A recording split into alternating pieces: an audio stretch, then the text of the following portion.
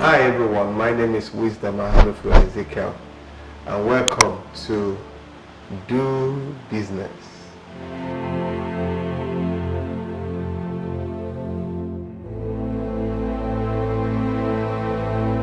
And I started this series to be able to challenge people to do business. So I did the first episode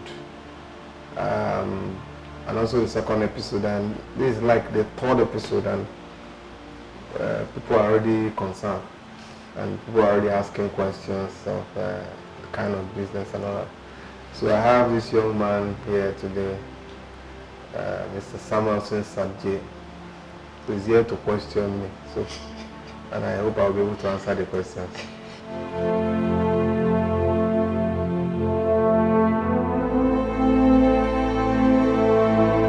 All right, Sam. Okay. Based on the last two episodes, you have some questions for me. Let's go. Okay, sir. First of all, I want to say thank you for having me on this show. Thank you. Is it a show? Okay, for having me on this platform, okay. Do Business platform. Yeah. It's a big one for me. Some of the questions that have come in, particularly people want to know. It seems from the episodes you have done and also off this platform, we've also realized that you're very passionate about people doing business. You're passionate about business. So people want to know, for those who do not have the capacity or who do not have what it takes to do business, because there are people, business has ups and downs, and so for those who do not have the capacity to do business, how should they go about it? Okay, when you say people don't have the capacity to do business, it reveals three major things. Number one, people have not been schooled in the act of doing business. Because really, what it takes to do business is to learn it. Just like you learn any other thing that you do in life, you learn business. In fact, the major challenge with many people who fail in business is that they don't get to learn business. Business schools are there for you to learn, to be able to apply the principles that you are being taught in the business school in your business. Mentors are there to be able to guide you and say you can do it and show you how you can do it and all of that. So for many people, they are not willing to learn. Secondly, drawing from your question, it's also a question of passion. You know, are you passionate enough to want to say you want to do business? You know, because business entails passion. You need to have the right passion to be able to say, I want to do business. Then the last one means vision. Not everybody is able to come up with the vision to drive a successful business. Not everybody is able to come up with that. So it starts with not being able to have the right information, the right education, and secondly, passion. Then thirdly, the vision. There are two kinds of business that everybody must get involved in. Is that you are doing one or you are doing both. So number one is that you are the business person. You are the one running the business. You are the one that has the passion. You are the one that have the vision, and you are able to run business. You know, just like I told you, it's learnable. Passion is learnable because it's something that you can actually even contact from somebody else. That's why we say passion is contagious. Vision is also learnable. When you see somebody do something, it paints a picture in you, you want to repeat the same. That's vision. You know, so but if you can't do that, run a business from A to Z, then you can be an investor. You can identify good businesses and invest in them. I have a friend many years ago who decided to, he was working in a bank, and before he got the job in the bank, it was a whole lot of stress for him. In fact, several times they denied him of the access to work, or they denied him of the job. But eventually when he got it, he told himself, he said he was going to be a part owner of this company. So from the beginning of his working career, he started investing about 50% of his salaries to buying the shares of the company. Wow. He did that for many years. So one day, he was discussing with some of his colleagues, and the guy just said, leave that thing. Are we not in the same company? We're on the same level. We're earning the same salary. And he said, no, don't go there. We are not on the same level. We are not earning the same salary. He said, what do you mean? That you have any other thing you are doing? He said, I don't have any other thing I'm doing. It's the same work that we're doing, but we're not on the same level. So what are you talking about? He said, well, let me tell you one of my secrets. I am one of the shareholders of this company. Wow. I have invested in this company. So while two of us are working, you are actually working for me. Wow. His friend said, wow. How long have you been investing? Over, as at that time, it was over 8 years. Wow. Imagine using 50% of your salary and you are using it to invest in the same company every year. So the guy is a businessman, even though he does not run his own business. So you can be working for someone and yet have businesses. There are a couple of businesses that are springing up in Nigeria now that are becoming something great. Paystack used to be a small business. Imagine that when Paystack was starting, you approached them that you wanted to buy maybe even 10% of the business. I know they'll be willing to sell to you at a very minimal amount. But look at what Paystack have become today. So that's what it means. So for business, you must choose to either do the two or you do one. Either you are a business owner or you are an investor. And I mean not just an investor that buys shares in the capital market. I mean an investor that identifies small businesses that are coming up and invest in them, by way of having shareholding and probably being one of the directors of the company. And by so doing, you can actually leverage on. So you have to just do business. Especially when you are earning salary, you are a salary earner. Salary is dangerous, is risky, because someone who is not personally productive, who is earning salary, is at risk. If he loses that job, he may not be able to fit in. That's why you find people who work in banks. By the time they lose the job, they become useless. Why? They can't fit into any system, because what they were doing in bank was one, teller. They were counting people's money. And you can't count people's money and come out. And the only job you will now be doing as an entrepreneur is to count people's money. That's not visible. So I think everybody must get into business, either as a business person or as an investor, or you are doing both. Wow. I think this practically justifies the statement you said in the first episode that everybody must do business. Everybody. And in this response, you have more like preempted like two other questions and answered them already. But the next question I want to ask is, there's this statistics that says about 95% of businesses fail within the first 5 years. Considering, should I say, the failure/success rates of business, some people are skeptical about doing business, considering this, because after saving up, maybe for someone who is not doing business actively or who is investing and then putting money into it, what would be your advice to? One of the things you need to find out is, one, what makes those businesses fail after 5 years? Statistics are there to tell us what is happening, but there's a reason why those things are happening. So if you're a business person, one of the things you need to do is to take note of those things and begin to mitigate them. Begin to find ways to look for solutions, to see how do you avoid the things that need to be avoided, how do you practice the things that need to be practiced. A whole lot of things are one of the reasons why businesses fail. I think in the course of this Do Business series, we'll get to deal with why businesses fail. I'm very certain that a lot of people cannot wait for that episode. Because I have practical examples. I've started businesses that failed. Wow. And I've started businesses that succeeded. So I can tell you the things that can make a business fail and what can make a business succeed. Now, another thing in trying to invest is this. People try to invest and they put all their eggs in one basket. The challenge with that is that if where your eggs are not well protected, you are most likely going to lose everything if the business goes wrong or goes the other way around. So what I say is diversify. Okay. Even in investing, try and diversify.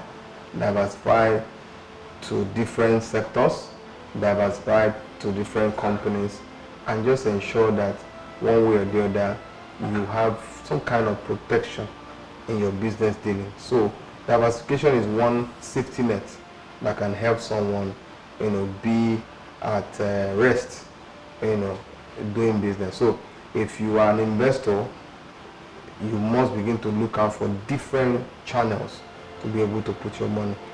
Even as a business person, I think that one of the things that business will do is to invest all their money or all their resources into their business without also leveraging on diversification. Because really, if anything happens to your business and that's all that you have, it means that your business most likely will be wiped away. But if you have diversified by way of investment into other people's business, even when your business is not doing well, you can have returns from what you have done in other people's business. So you have to really put things in perspective and balance things. If you are doing business, maybe you own an oil company or something into oil servicing. Now, what that means is that you are in one sector. It's wise for you to be able to now say, okay, you are investing into other sectors like real estate, you are investing into other sectors like fashion, farming, as the case may be. And the wisdom there is in the fact that you are investing into other people's business, other people's energy, other people's resources. You're able to leverage on what somebody else is doing, but you are reaping. It's good. It's very good, because if all that you earn in your life is what you work for, then you are really not wealthy. You are wealthy when you earn from other people's resources, when things come from sources where you didn't really do much. So that's one of the ways to diversify your portfolio and ensure that you have constant stability in business. Wow, this is amazing. Earlier on, when you were answering the first question, you made mention of people learning business, and you made mention of business schools and then mentors for people to be able to learn business. I just want to find out, because it's part of the questions that we're getting here, that some of these business schools are not accessible to some people, and some people feel it's expensive and I don't have the capital to be able to do this. So I don't know, how does someone navigate this aspect of learning to be able to start a business? When it comes to learning business, I think in this era of information technology, all kinds of information available online, I think you don't have an excuse. There are a couple of business schools that are free online, and they can give you some basics that you can start with, scale up. Then when you have scaled, you can now afford the ones that are more expensive. I usually say that you need to cut your coat according to your both size and material. And sometimes not even just size, it's material, because some people's size, some people's taste of material may be very expensive, even though their size may not be much. Yes, sir. So you need to really look at where you are and determine what resources are available to you. Let me tell you something. For everybody, anybody who wants to do anything, the resources of what you want to do is always available to you. All you need to do is to take the step, and you see that those resources will begin to navigate towards you. That is it. But sometimes people just go and have an unrealistic expectation, and because of their unrealistic expectation, they are disappointed. So right now, you don't have money for business schools, but do you have an internet facility? Do you have a phone? Can you browse online? You will get some free version of some of the things you are looking for. They may be basics. You start with that. Keep scaling your business. When you now get the kind of resources that will require you to go to bigger business schools, then you can go. The thing about learning is that learning is continuous. You can't say you have learned today, you don't want to learn again. You're calling learning over. No, you have to do continuous learning, especially in business. So for people who don't have money to go to school right now, get your education online. Secondly, you can also get a mentor, get a role model, somebody who have done it before, and you align with the person and see how you can begin to learn one or two things. Right here today, I attended to a couple of people, and what they came for was counsel. They came for more like mentoring, for me to tell them the next thing they need to do in the next phase of their business. They can have that right now. After some time, if they want more, they probably will need to go and enroll to a business school and be able to learn more. So don't you ever say you don't have something, because what you need is always around you. Wow. Lastly, the issue of investing for those who cannot do business actively. Every business person wants to get huge returns. How do people now differentiate between the so-called Ponzi schemes? Because there are some schemes out there that are offering crazy rewards, and a lot of people have gotten their fingers burnt in trying to invest in such schemes. So can you give a simple template for people to be able to differentiate between a Ponzi scheme and investments that will stand the test of time? I think that question is revealing the fact that you probably would have been a part of those kind of schemes. So for me, there are a couple of things. If you have ever been duped, every duper fits your greed. So that's why you see, okay, I was watching something the other day. A guy has $50, went outside, saw somebody who was a money doubler. Money doubler, and say, if you bring $50, you choose a number, you can win $100, you can win $1,000, you can win $5,000. Wow. And the guy gave the $50, and they gave him number, he chose a particular number, and voila, when they released the number, it was $50,000. Ooh. He was so happy, so excited, they gave him the cash immediately. And the guy carried the cash and went home. He announced it to everybody. But eventually it was discovered that the cash of $50,000, what was written on the notes were, "This is a joke." That's an expensive joke. A $50,000 joke. A joke. Wow. And then he came back to look for the people that collected his $50. They were nowhere to be found. So it was a joke. They used to collect his $50 and gave him a joke. $50,000. It's greed. How do you use $50 to get $50,000? It's greed. So everybody who dupes you, in most cases, was feeding your greed. I know there are cases of deceit, really. That is a different case, where people lie to take money from you. I've also been a victim of that. But when it comes to transactions, if people dupe you on transactional basis, check it. Sometimes it's a question of greed. So one of the things you need to work on is your greed.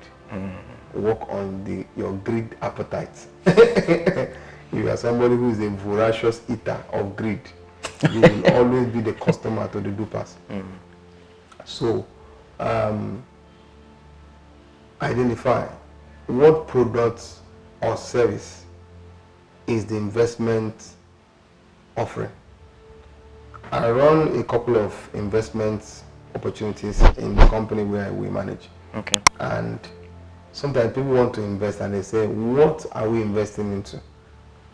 And some people say, no, it's not your return you are looking for. No, they are asking a very intelligent question. Really, what are they investing into? If we give you this 1 billion naira What are you going to do with it to give us our return? That's a very intelligent question to ask. But if somebody tells you, I know, it's an internet something, you bring the money, we put it on the internet, we are trading something on the internet, you're greed. I'm not against cryptocurrency.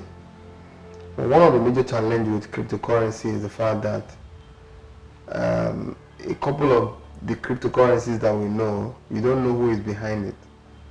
I don't want to mention names, but there's a particular one where there's a particular Chinese or Japanese name that is represented. Nobody knows who that person is.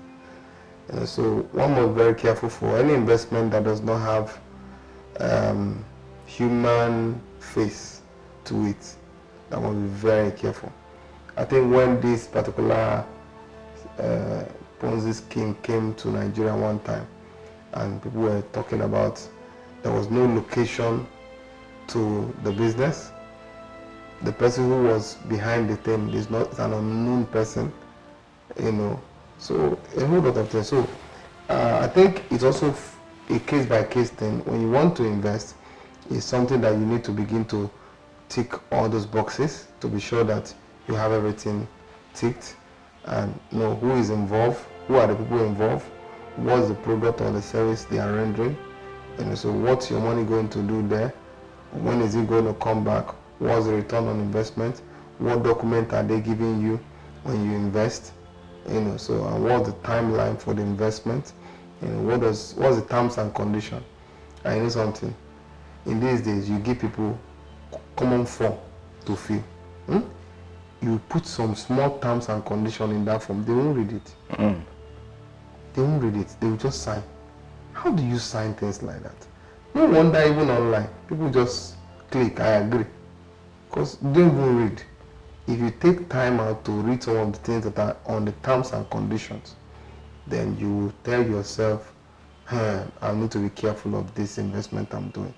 Many people do not even know what are the terms and conditions of the investment they are going into, and they just sign. And by the time trouble starts, they will now bring out the terms and conditions and read it to you where you were wrong, and all of a sudden you now discover that you didn't take the right investment decision. So one of the things I recommend is have a mentor who guides you, have a financial advisor who knows what they are doing, because some financial advisors cannot even advise themselves. You find somebody who has PhD in business and they cannot manage barbering salon. Wow. A barber's shop you can manage, and you have PhD in business. It's quite unfortunate. So it's not just about theoretical knowledge, it's also about practical knowledge. You get what I'm saying? Yes. The practical knowledge of the business, you have to do that. So seek counsel, and because when you have multiplied counsel, you are able to draw a balance to your decisions. So I think that's what my response will be for that. Wow. Thank you very much, sir. You've done more than justice to the questions that we had, even preempting some of them and going into some other areas that were not captured in our questions. Thank you very much. So I think we are drawing the curtains here today. So we'll come your way next time. Ensure that you do Business. Thank you.